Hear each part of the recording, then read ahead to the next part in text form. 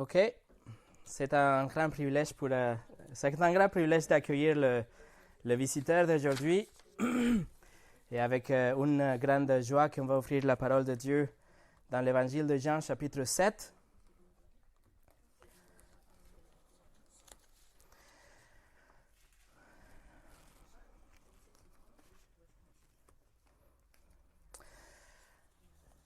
L'Évangile de Jean, chapitre 7, nous sommes en train d'étudier lentement mais profondément la divinité de Christ.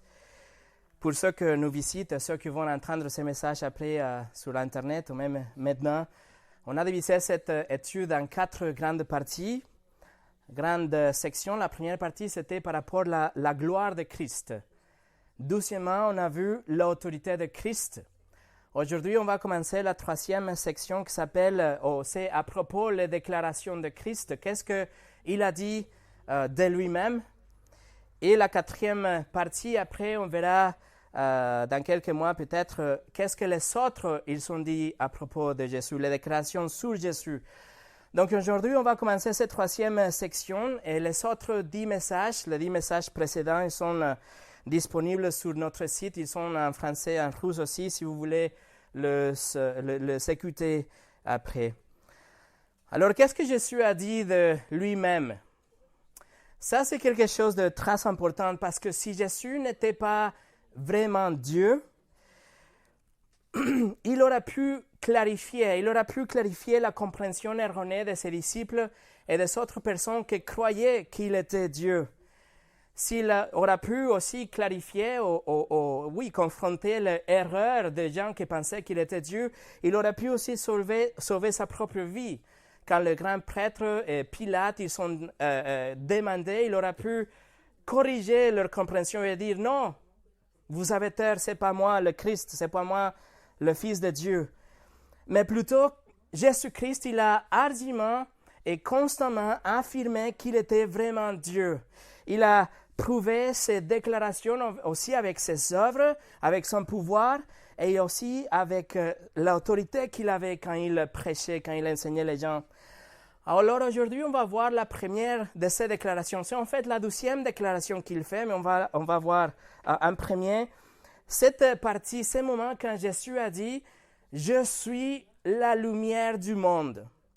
Jésus a dit qu'il est la lumière que brise les ténèbres du péché et de la fausse religion.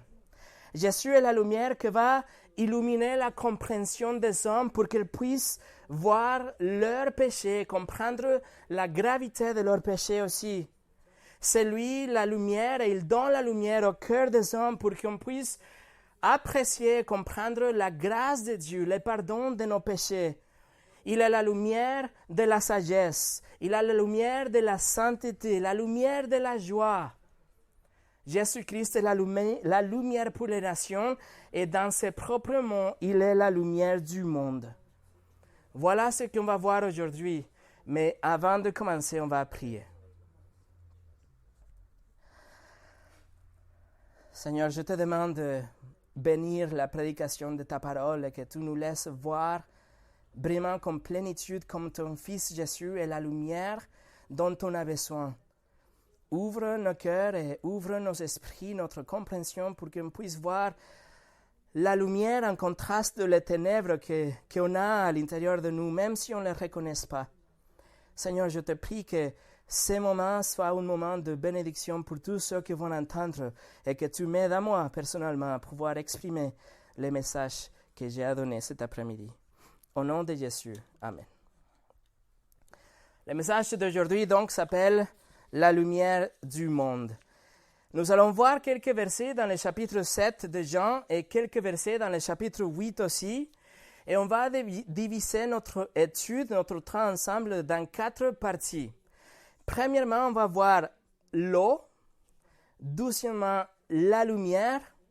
Numéro 3, on va voir la promesse. Et à la fin, quand on va finir, on va voir les ténèbres. Alors, on va commencer avec l'eau. Je vous donne le contexte de Jean chapitre 7. Jésus se trouve en Jérusalem et il est là à cause de la fête du tabernacle ou la fête de tente un de 3 fêtes dont les Juifs ils devaient se rendre à Jérusalem pour célébrer cette fête. La fête de Tabernacle a lieu le 15e jour du mois de Tishri en hébreu, que c'est plutôt vers la fin de septembre ou début d'octobre. Et ça se passe une fois que la récolte a été déjà finie, complétée. Cette année, par exemple, c'était du 23 au 30 septembre. Et c'était un moment de célébration et de commémoration pour la provision constante de Dieu. Il célébrait et il se rappelait de comment Dieu a pourvu d'une façon miraculeuse pendant les 40 ans que le peuple d'Israël était dans le désert. Et donc, pendant cette fête, il y avait des milliers et des milliers de Juifs qui se rendaient à Jérusalem pour célébrer la fidélité de Dieu, comme on a chanté tout à l'heure. Mais ils devaient bâtir des petites tentes ou de petites maisonnettes, si vous voulez, partout dans le territoire pour pouvoir vivre et y rester pendant les 8 jours de cette fête. Et c'est là où on se trouve quand on arrive au chapitre 7 et on va lire versets 37 au 39. Le dernier jour, le grand jour de la fête, Jésus debout s'écrie: « Si quelqu'un a soif, qu'il vienne à moi et qu'il boive. Celui qui croit en moi, de fleuves d'eau vive couleront de lui, comme l'a dit l'Écriture. » Il dit cela à propos de l'Esprit que devaient recevoir ceux qui croyaient en lui. En effet, l'Esprit n'avait pas encore été donné parce que Jésus n'avait pas encore été élevé dans sa gloire. Il faut comprendre qu'il avait une tradition. Il avait une tradition pendant la fête des tabernacles. Chaque jour de la fête, il avait le grand prêtre qui apportait un grand conteneur d'or et il allait le remplir d'eau du bassin de Siloé, que c'était juste à côté de Jérusalem. Il remplissait ce conteneur et puis il marchait vers la ville, il rentrait dans le temple avec les conteneurs et il arrivait, et au moment qu'il arrivait à l'intérieur du temple, il avait 3 coups de trompette pour célébrer l'arrivée de ce conteneur avec de l'eau pure. Et après ça, le peuple récitait Ésaïe 12, verset 3, que c'est marqué « Vous puiserez avec joie de l'eau aux sources du salut », que c'est le passage qu'on a lu avant de commencer aujourd'hui. Après, le prêtre, il marchait avec les conteneurs autour de l'autel, il tenait les conteneurs remplis avec de l'eau, et puis il avait la chorale du temple qui chantait le psaume Hallel, que c'est de 113 au 118. Et après toute cette cérémonie, cette eau était versée comme un sacrifice pour Dieu. C'était ce versement d'eau de ce conteneur et toute cette cérémonie représentait les précipitations, la pluie que Dieu donnait à présent pour la récolte, pour l'agriculture, mais aussi c'était un rappel de comment Dieu, pendant les 40 ans dans le désert, il a aussi pourvu de l'eau d'une façon surnaturelle dans le désert. Alors c'était une tradition très, très belle, c'était une tradition chargée avec de symbolisme, si vous pouvez vous imaginer cette scène. Et à ce moment-là, on arrive au verset 37. C'est Jean, l'apôtre, il écrit que c'était le grand jour, c'est-à-dire le dernier jour de la fête, c'est-à-dire le point le plus haut, le moment quand les prêtres ils vont verser l'eau, ils vont chanter les psaumes, il aura la trompette, etc. C'est le point plus haut dans le cœur de tous ces gens, des milliers de gens qui se rendent à Jérusalem et dans le temple.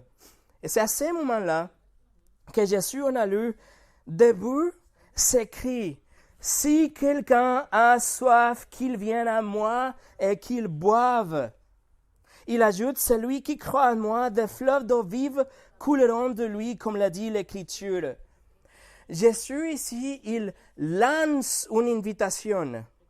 Jésus ici, il fait quelque chose en public comme il avait déjà fait. Il invite tout le monde à venir à lui, à croire en lui.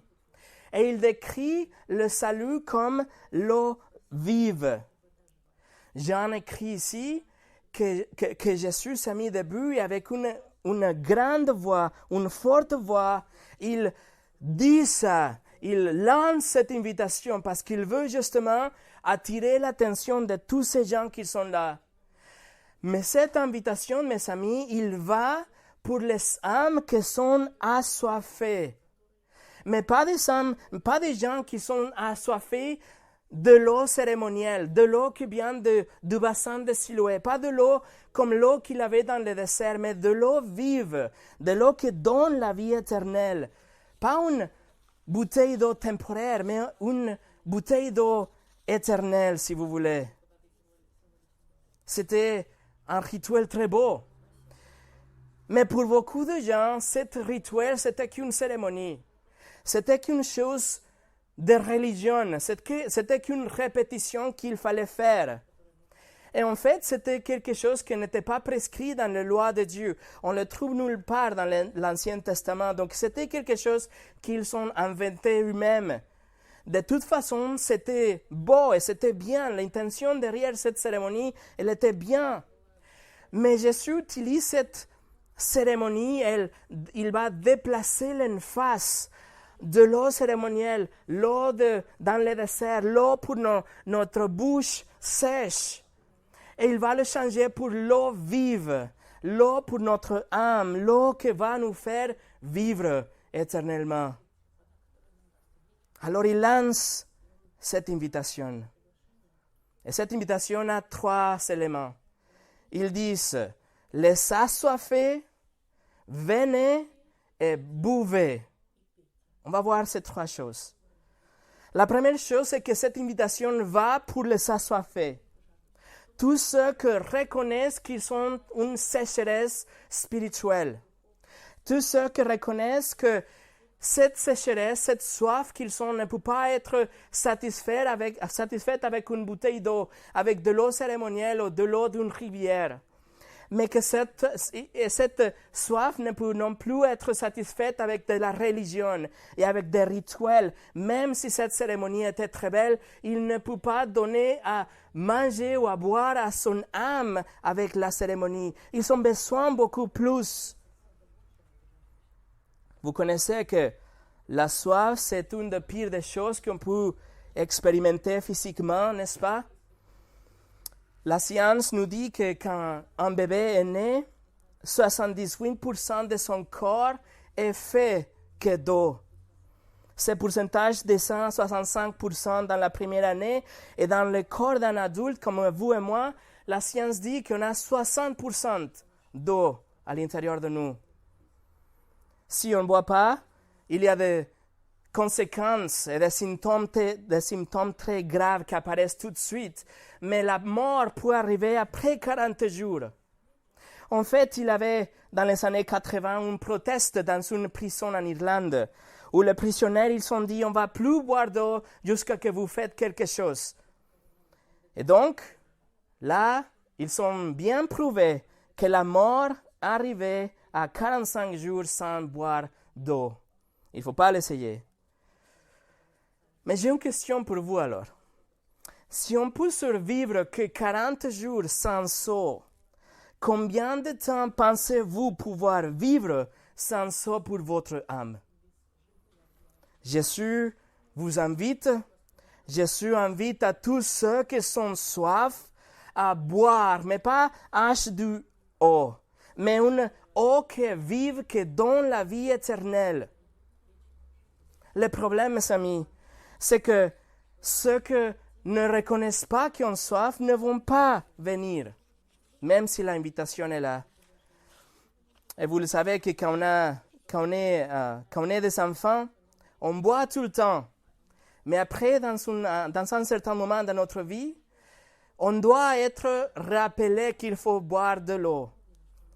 Voilà votre rappel. Numéro 2, Jésus invite les assoiffés à venir. Si vous avez foi, venez à la source de vie, à la source d'eau. Pas au bassin de Siloé où le prêtre prenait de l'eau pour son conteneur, pas à une eau qui est offerte dans l'autel du temple, mais à Jésus-Christ. Venez à Jésus-Christ que peut vous donner de l'eau pour votre âme, la vie pour votre âme. La source d'eau est là. Qu'est-ce que vous allez faire, mes amis?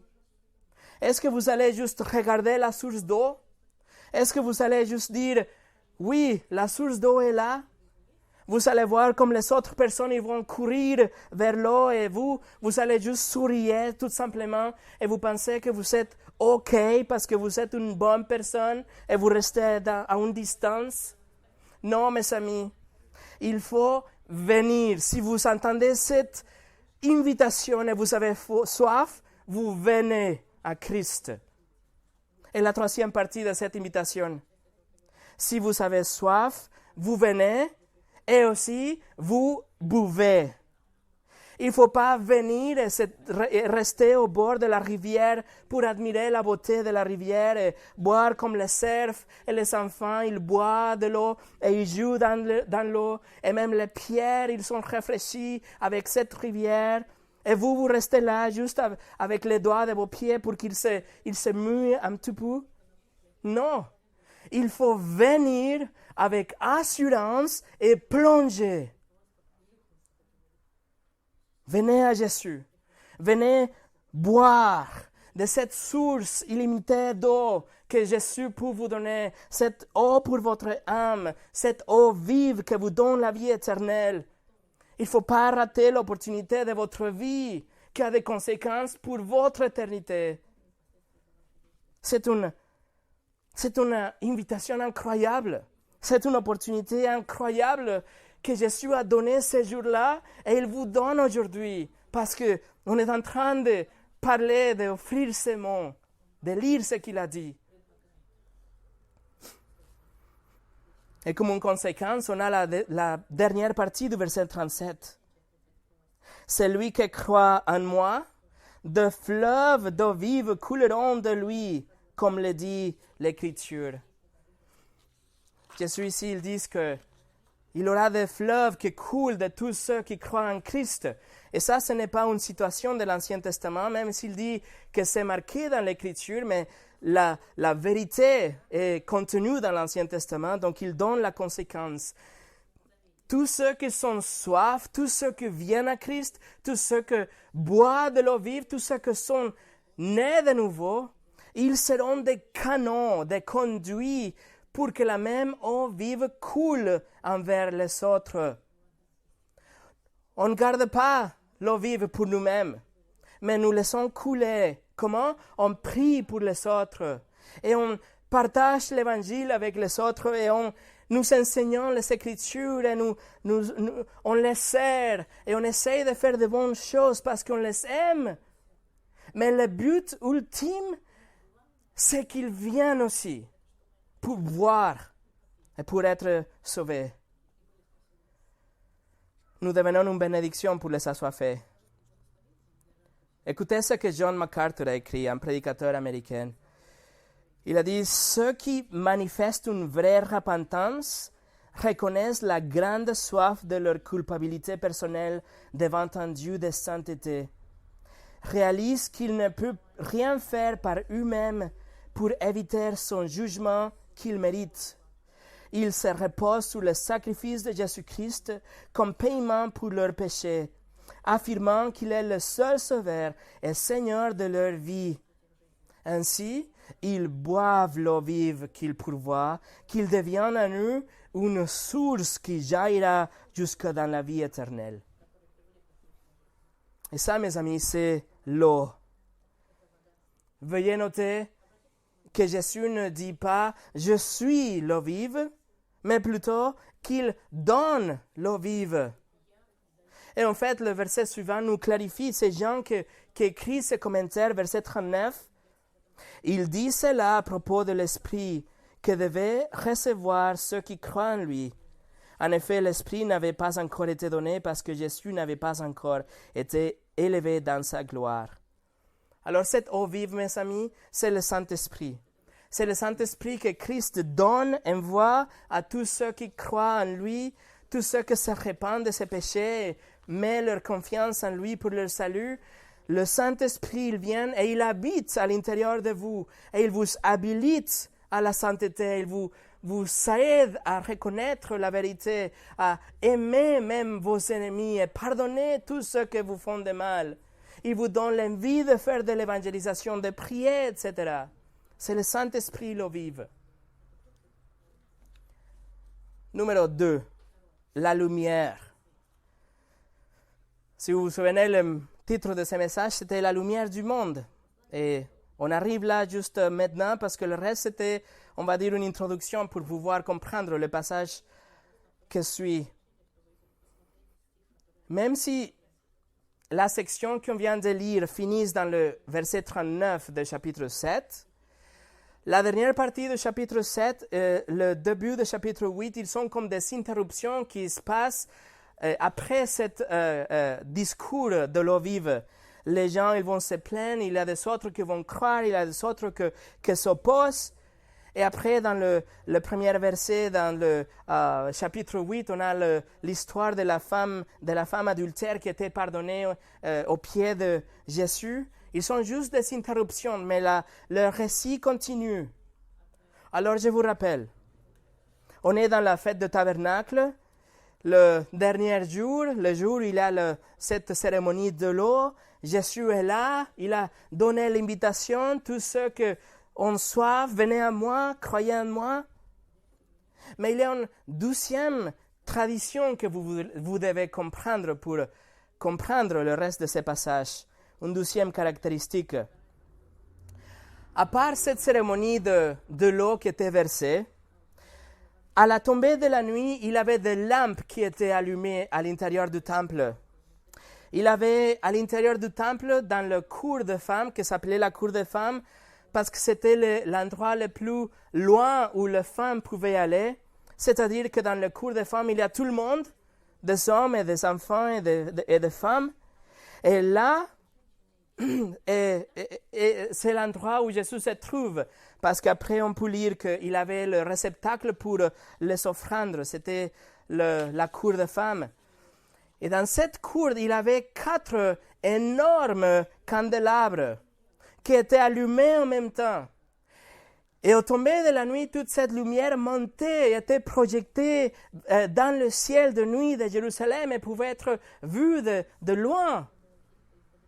C'était, on va dire, comme un énorme et puissant projecteur qui allumait et donnait la lumière à toute Jérusalem. En fait, il y a un historien ancien qui disait que la lumière était tellement puissante qu'il n'y avait aucune terrasse en Jérusalem qui ne reflétait pas la lumière. C'était un grand projecteur, on va dire. Et cette cérémonie de la lumière, c'était un rappel et une célébration de comment Dieu a donné une colonne de feu quand il était dans le désert pendant les 40 ans. Et tout le monde, quand les candélabres étaient allumés, tout le monde dansait autour. Même les leaders de la ville dansaient autour pour célébrer la fidélité de Dieu, parce qu'ils se rappelaient que c'était Dieu qui a donné la lumière quand tout ce qu'il y avait autour de eux, c'était que l'obscurité. Et maintenant qu'on connaît cette histoire comme une toile de fond, on peut lire le chapitre 8 et verset 12. Jésus leur parle de nouveau, il dit « Je suis la lumière du monde. Celui qui me suit ne marchera pas dans les ténèbres, mais il aura au contraire la lumière de la vie. » Ici, on voit que Jésus dit, le texte dit, il leur parle de nouveau. Cela confirme juste que c'est la continuation du dernier récit. 12.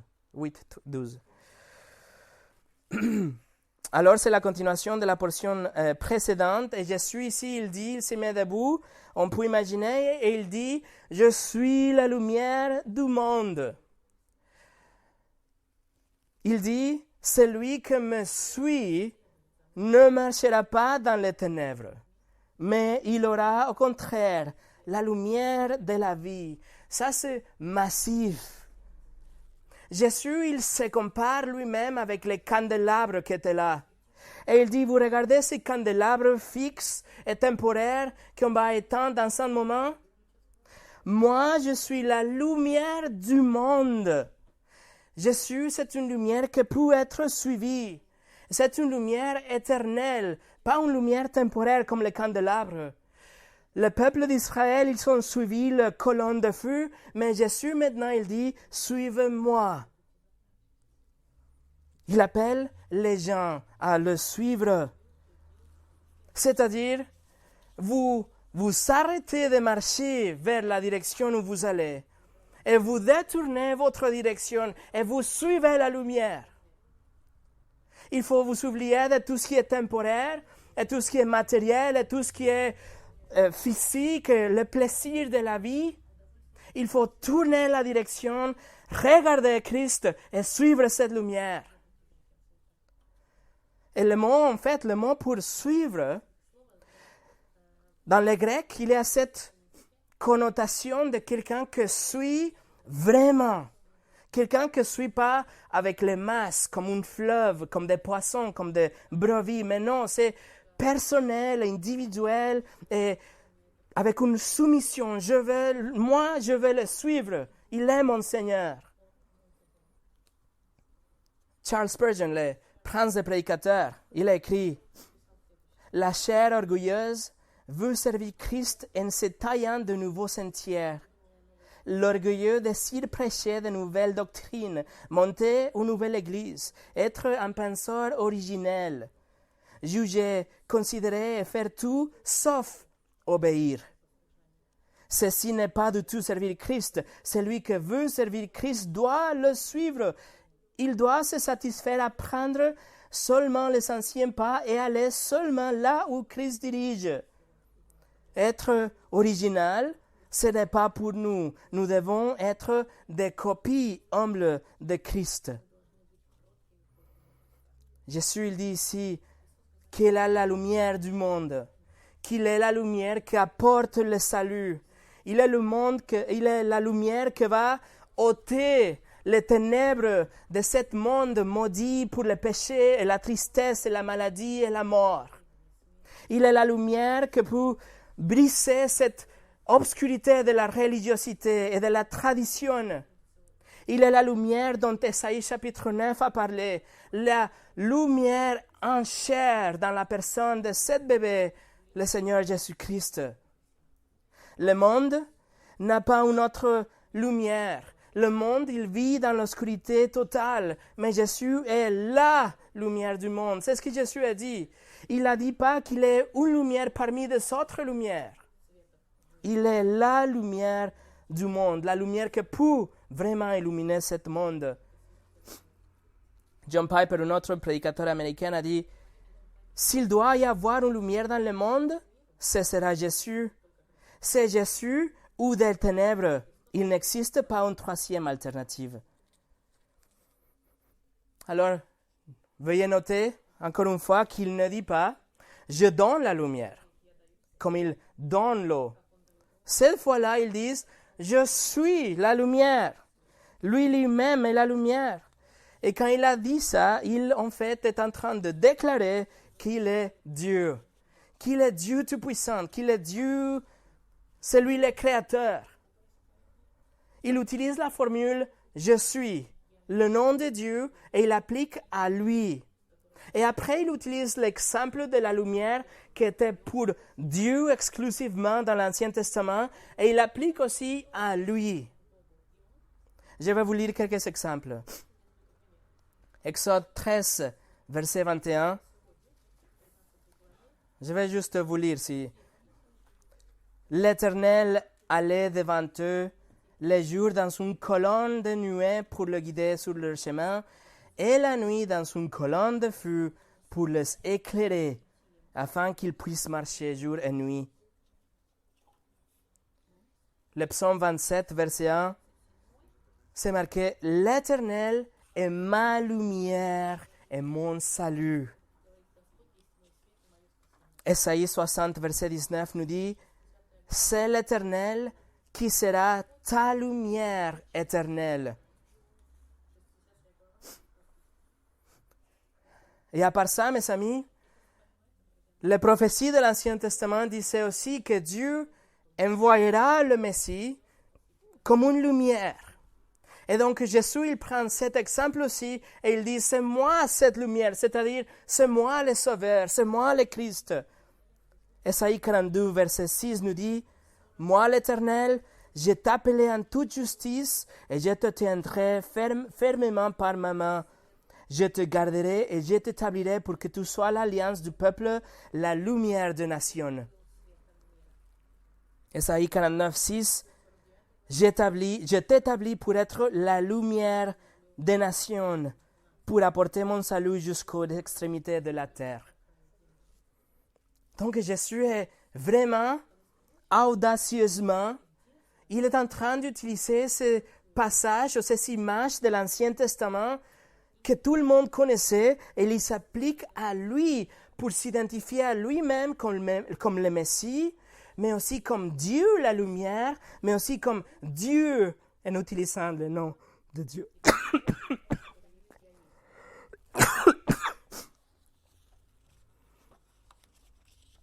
Pardon.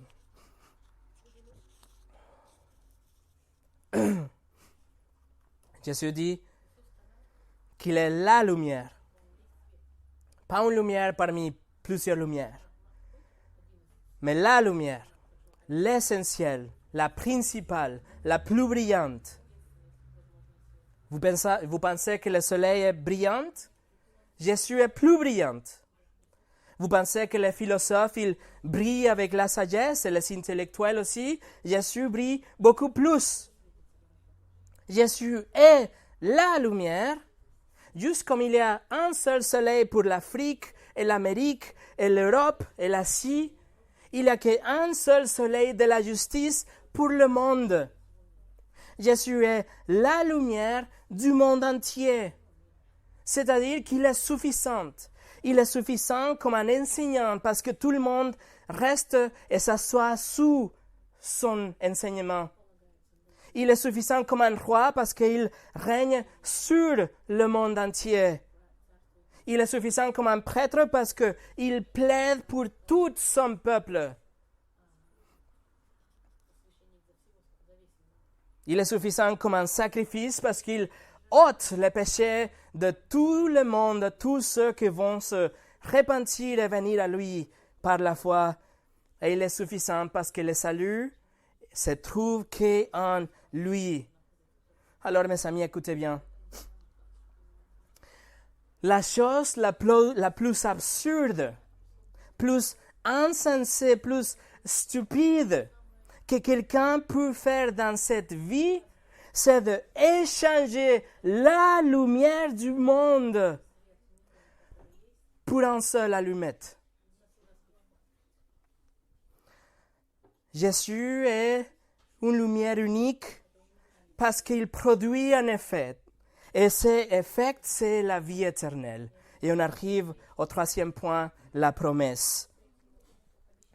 Regardez encore une fois le verset 12. On est au Jean chapitre 8, verset 12.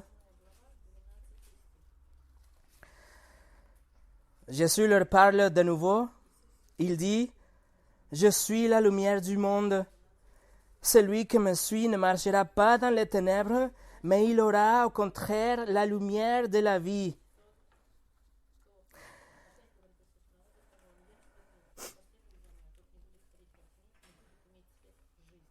Si on suit le Seigneur Jésus-Christ, il a un effet dans notre vie.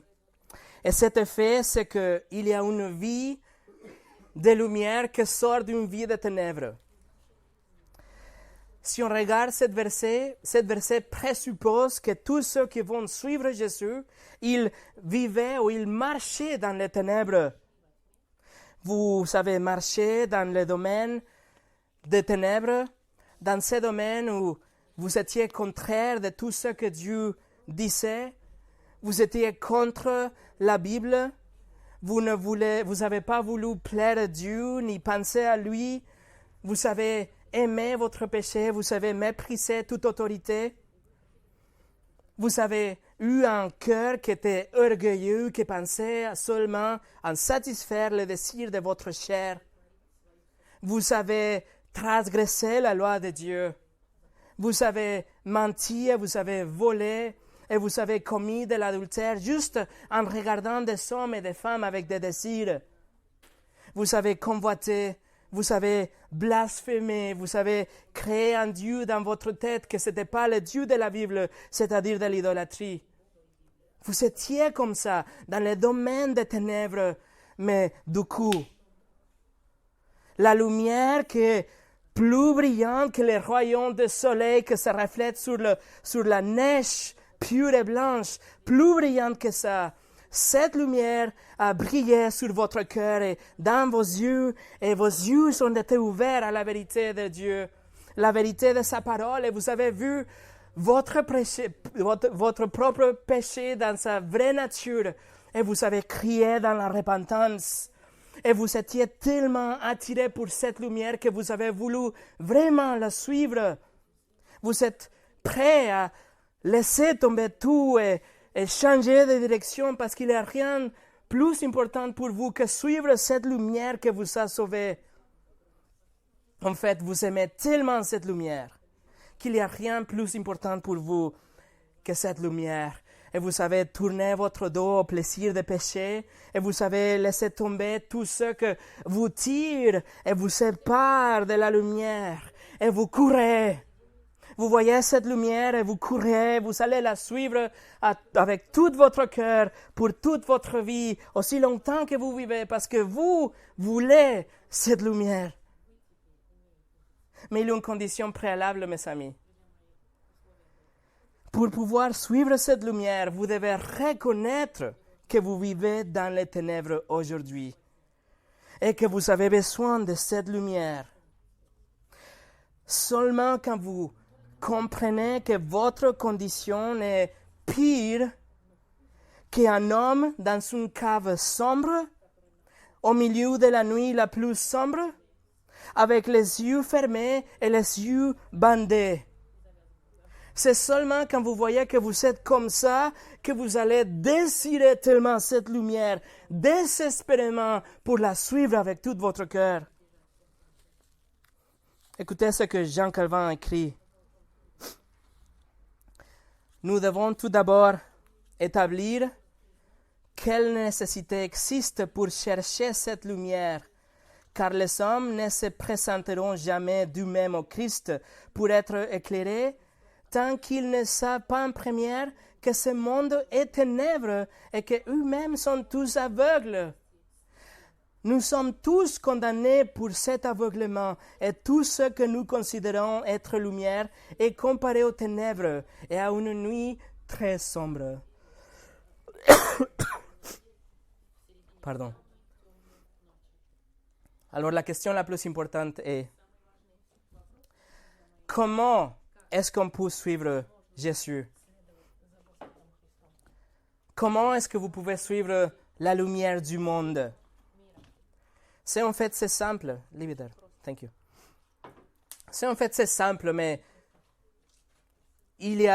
vous devez être très, très, très humble pour le faire.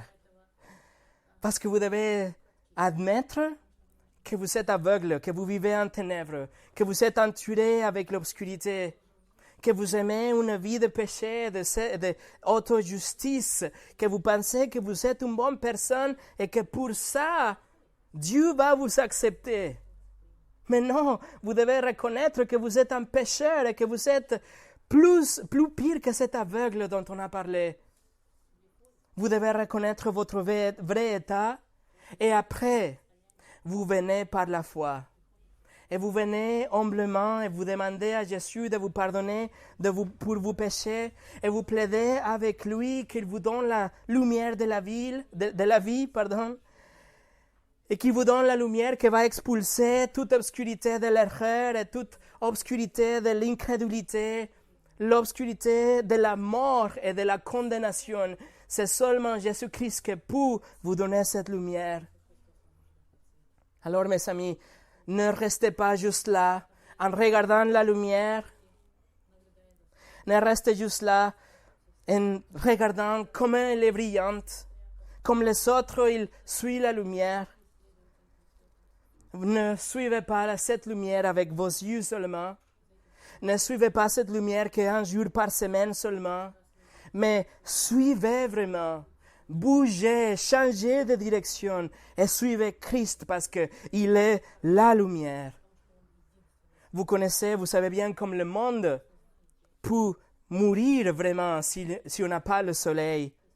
Toutes les forêts, tous les arbres, et toutes les plantes, et les animaux, et les humains, on a tous besoin de la lumière du soleil. Il y a même des plantes qui s'appellent phototropiques, que ça veut dire qu'ils vont se plier et bouger en cherchant la lumière. Mais la lumière de Christ est nécessaire pour votre vie spirituelle. Et un vrai croyant, il désire avec tout son cœur de suivre cette lumière, de se plier et plier sa volonté et son égoïsme et humblement chercher la lumière pour la suivre. Poursuivez cette lumière, mes amis, parce que c'est seulement lui qui peut vous donner la vie éternelle, le pardon de vos péchés. Et une fois que vous suivez cette lumière, votre vie ici sur la terre sera tellement brillante que les autres, ils vont aussi voir cette lumière. Et ils seront attirés vers la source de la lumière à travers vous. Cette lumière est éternelle. Elle ne perdra jamais son éclat. Il ne pourra jamais être éteint. Et servir Christ, servir Jésus, n'est quelque chose de pénible. Même si on doit se nier à nous-mêmes, et même si on doit changer notre cœur, que c'est une chose surnaturelle vraiment, suivre la lumière est beaucoup plus facile que se trébucher dans l'obscurité. Et une fois le suit, l'effet, c'est comme le même effet que l'eau vive. Il vous donne l'eau vive, vous recevez la vie et cette eau va couler envers les autres. Il vous donne cette lumière, vous avez la vie et cette lumière va briller sur les autres. C'est comme si Jésus vous donne une torche, il allume et maintenant vous pouvez aller n'importe où en soyant la lumière vous-même. Alors pour nous préparer pour finir, on arrive au 4e point, les ténèbres. Et malheureusement, en lieu de croire et accepter ce que Jésus disait à ce moment-là, les pharisiens, ils ont donné une réponse vraiment bizarre. Jésus est en train d'offrir la vie éternelle. Il est en train d'offrir la lumière pour votre âme. Mais regardez la réponse des pharisiens dans le verset 13. Là-dessus, les pharisiens lui dirent, « Tu te rends témoignage à toi-même, ton témoignage n'est pas vrai. » Et cela peut nous paraître pas cohérent. Jésus est en train de dire quelque chose de tellement massif. Il pouvait accuser Jésus de la blasphème parce qu'il a pris le nom de Dieu. Il a dit qu'il était Dieu en fait. Il pouvait l'accuser de blasphème, mais en lieu de ça, ils disent quelque chose de bizarre. Tu te rends témoignage à toi-même, ton témoignage n'est pas vrai.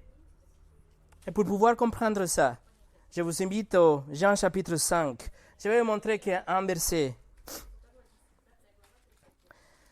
Jean chapitre 5, Jésus il vient de guérir un homme dans le Shabbat. Jésus vient de déclarer qu'il était égal au Dieu. Les leaders religieux, ils veulent le tuer. Et regardez le verset 31. Jésus dit, « Si je me rends témoignage à moi-même, mon témoignage n'est pas valable. » Et pour vous donner le contexte, il fait référence au Deutéronome 17, où la loi disait qu'il doit avoir plusieurs témoins pour trouver ou pour dire si quelque chose est vrai. Et donc Jésus ici, il a dit, si je me rends témoignage à moi-même, ce que je dis n'est pas vrai, mais dans le verset qui suit, Jésus, il cite les témoins qu'il a. Et ils disent qu'il a Jean-Baptiste comme son témoin, versets 32 à 35. Il a dit que ses œuvres, ses miracles, ils témoignent le fait qu'il est Dieu, versets 35 et 36. Il dit que Dieu même témoigne qu'il est le Fils de Dieu, versets 37 et 38. Et à la fin, ils disent que l'Ancien Testament, il témoigne qu'il est le Fils de Dieu, versets 39 à 47. Alors là, il y a beaucoup de témoins.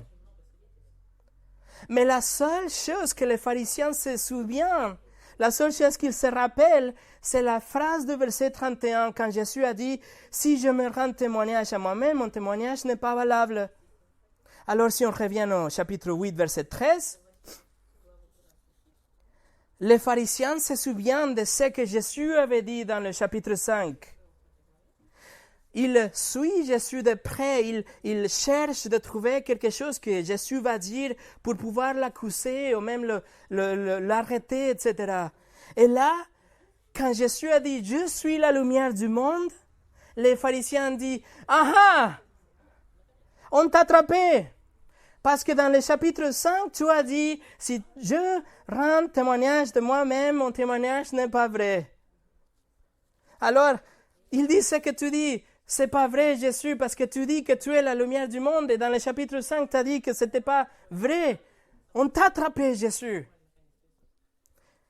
Et ça, mes amis, c'est fou. Ça me dépasse vraiment. Parce que les pharisiens, ils voient à travers cette invitation pour la vie éternelle. Et en lieu de voir la lumière, ils cherchent une excuse. Et ils disent, non, dans le chapitre 5, tu as dit que ce n'était pas vrai, parce que tu parles de toi-même. Ils étaient aveugles par l'obscurité de leur cœur et leur religiosité. En lieu de voir la lumière, ils cherchent de raisonner avec la lumière, de faire des arguments et des discussions avec la lumière. Ils veulent discuter les sémantiques, évaluer les témoins et clarifier le contexte. Mais tout ce qu'ils avaient besoin, c'était des yeux pour voir la lumière. Mes amis, ils ont raté la lumière. L'éclat de Dieu qui brille plus fort que 100 000 soleils ensemble était devant eux et ils font des excuses. Ils font des excuses.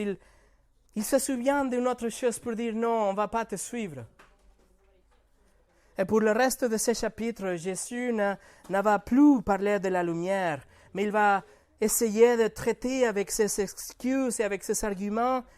Mais quand il fait ça, c'est comme si la lumière de Jésus il va briller plus et plus parce que l'obscurité de leur cœur devient plus et plus sombre. Il expose avec sa nature divine.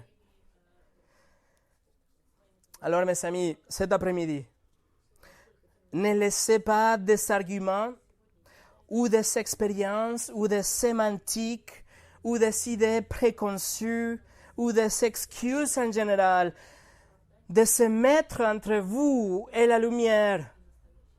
Jésus est la lumière du monde et personne d'autre et aucune religion pourra vous donner la vie éternelle. Si vous comprenez ça, ne laissez rien s'interposer entre vous et la lumière. Et courez des ténèbres vers la lumière. Aujourd'hui, que vous avez toujours le temps, que vous avez cette opportunité.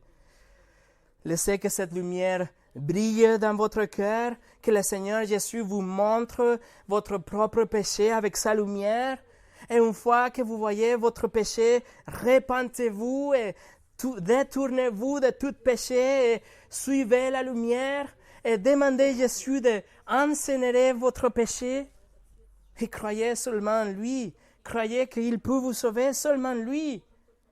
Et suivez la lumière. Suivez la lumière aujourd'hui et demain et pour toujours. Prions.